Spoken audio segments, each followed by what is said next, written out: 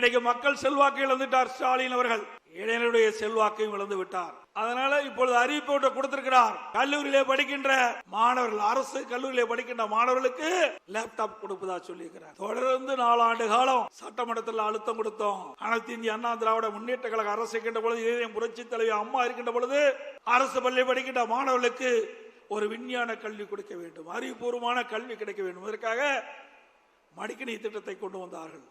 சுமார் 52 லட்சம் மடிக்கணினி கொடுத்தோம். அதை வலியுறுத்தி சட்டமன்றத்திலே நாங்கள் தொடர்ந்து பேசினோம். சட்டமன்ற உறுப்பினர்களும் பேசினார்கள். தொடர்ந்து பத்திரிகையின் வாயிலாக, ஊடகங்களின் வாயிலாக நம்முடைய கருத்தை தெரிவித்தோம். அப்பொழுதெல்லாம் ஸ்டாலின் இந்த திட்டத்தை கொண்டு வருவதற்கு உடன்படல.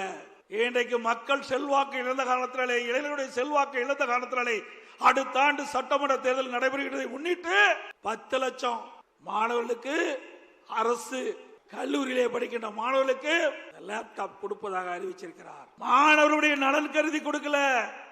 அடுத்த ஆண்டு நடைபெறுகின்ற சட்டமன்ற பொதுத் தேர்தலில் அந்த இளைஞர்களுடைய வாக்கு கிடைக்க என்பதற்காக இந்த 10 லட்சம் லேப்டாப் கொடுக்குறீங்க. இந்த கல்லூரி திறப்பதற்கு முன்பே கொடுத்திருந்தா அவளுக்கு பயனுள்ளதா இருந்திருக்கும். ஆனா கல்லூரி திறந்து 5 மாதம் கழித்து இப்ப கொடுக்குறீங்க. அந்த கல்லூரியில் மாணவர் சேர்ந்த உடனே அவருடைய சொந்த பணத்துல லேப்டாப் வாங்கி இன்றைக்கு அதன் மூலமாக அறிவுத்திறனை வளர்த்துக்கிட்டு இருக்கிறாங்க.